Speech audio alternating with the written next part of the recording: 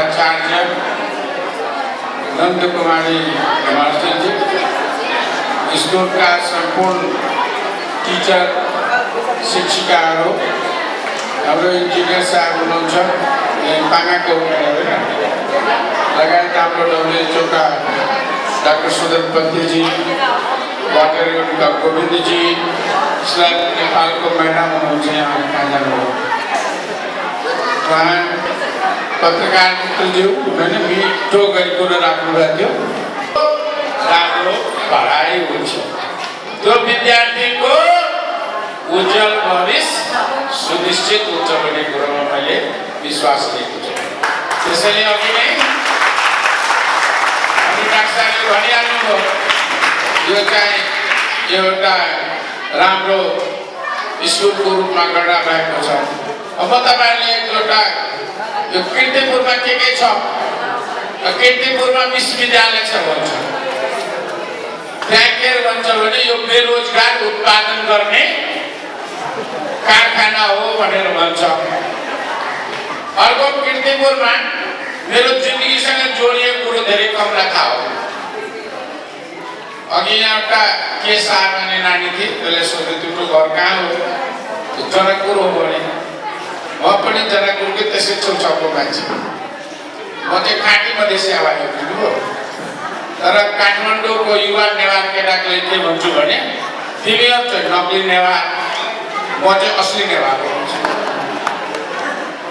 किनभने म जति नेवारको घरको खाना खाने मान्छे, पानी पिउने मान्छे धेरै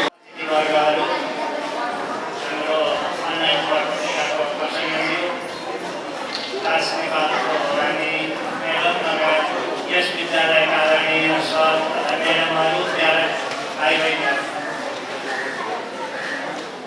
मैले यो 7 कार्ड्स के हो अथवा 7 अन्य सरसफाइ के हो भनिराख्नु पर्दैन। विद्यार्थीहरूको 4वटा गीतमा हरेक शब्दमा त्यो मर्म छ, त्यो ज्ञान छ, त्यो नलेज छ। अब हामी सिक्ने अवस्थामा छैनौँ। मलाई लाग्छ यस विद्यालयका कति 1200 मैडम 1000 भन्दा बढी विद्यार्थीको हरेक विद्यार्थीलाई थाहा छ साबुन पानीले हात धोएर हामीले खाना खानुपर्छ, चर्बी गरेपछि हात धुनुपर्छ। सबलाई थाहा छ सफा पानी सफा खाना खानुपर्छ, चक्लेटको खोल बाहिर फाल्नु हुन्न भन्ने। तर त्यो व्यवहारमा ल्याउनलाई हामीलाई साह्रै पछि जहिले पनि हामीलाई थाहा हुन्छ। अहिले नै हामीले केही खाजा खान पायो भने हामी हात धुने ठाउँ खोज्दैनौँ। 90% हामीले भोगाएका हुन्छ, तुरुन्तै खान्छ। अनि यो व्यवहारमा ल्याउने एउटा कसरी ल्याउन सकिन्छ भन्ने कन्सेप्टलाई नेपाल सरकार खानेपानी तथा ढल विकास विभागले 2टा स्कुल छान्यो पाइलट गर्न नमुनाको रूपमा। एउटा अम्बिका मावि कास्की, एउटा श्वेतबारा काभ्रे। त्यसलाई सहयोग गरियो। श्वेतबारा काभ्रेमा हाम्रो अहिलेकै प्रमुख अतिथि हाम्रो गणेश शाहज्यू त्यहाँ पनि प्रमुख अतिथि हुनुहुन्थ्यो। पनि त्यो सहयोग पाएर पनि हामी अझै सफल भएका छैनौँ। स्वयं WHO विश्व स्वास्थ्य सङ्गठन त्यसको पछाडि छ। खानेपानी तथा ढल विकास विभाग सरकारी निकाय त्यसको पछाडि छ। तैपनि हाम्रा सूचकहरू अझै तल छन्। हामीले सूचकलाई माथि पुर्याउन सकेनौँ। हामीले 7वटा झन्डालाई टपमा पुर्याउन गाह्रो छ। काम भइराखेको छ। नेपालभरिका भर्खरै हाम्रो गोविन्द श्रेष्ठले भन्नुभयो 30-35 हजार विद्यालयमध्ये एउटा यस्तो विद्यालय आफ्नै स्रोतबाट आफ्नै इच्छाले यो काम हामी गर्छौँ भनेर अगाडि बढ्यो। यो नेपालका अरू 35 हजार विद्यालयमा एउटा नमुना देखायो। यसलाई न त विश्व स्वास्थ्य सङ्गठनको सहयोग छ, न युनिसेफको सहयोग छ, न खानेपानी तथा ढल विकास विभागको छ, न त सायद शिक्षा विभागको होला, न त वाटरको नै छ त सहयोग हामी जस्तै आत्मदेखि सहयोग छ, आर्थिक रूपमा सहयोग छैन।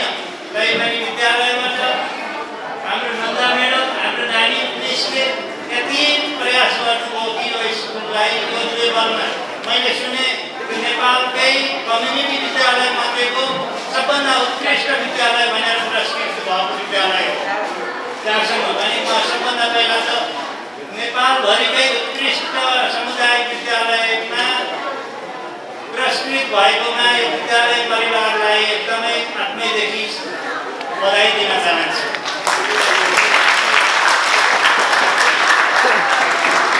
जसरी यो प्रशान्तजीले भन्नुभयो एउटा विद्यार्थीलाई एउटा जुन जन्मदिनको उपलक्ष्यमा चकलेट बाँड्ने, मेरो छोराले पनि आफ्नो जन्मदिन आयो भने मसँग पैसा माग्छ चकलेट बाँड्नलाई, तर त्यो चकलेटको बाँडेर चकलेटको खोल्दै बाहिर फालेर त्यसलाई धनखोर तुल्याउनभन्दा सरसफाइ कोषमा राखिने एउटा प्रयास यो विद्यालयले सुरु गर्यो।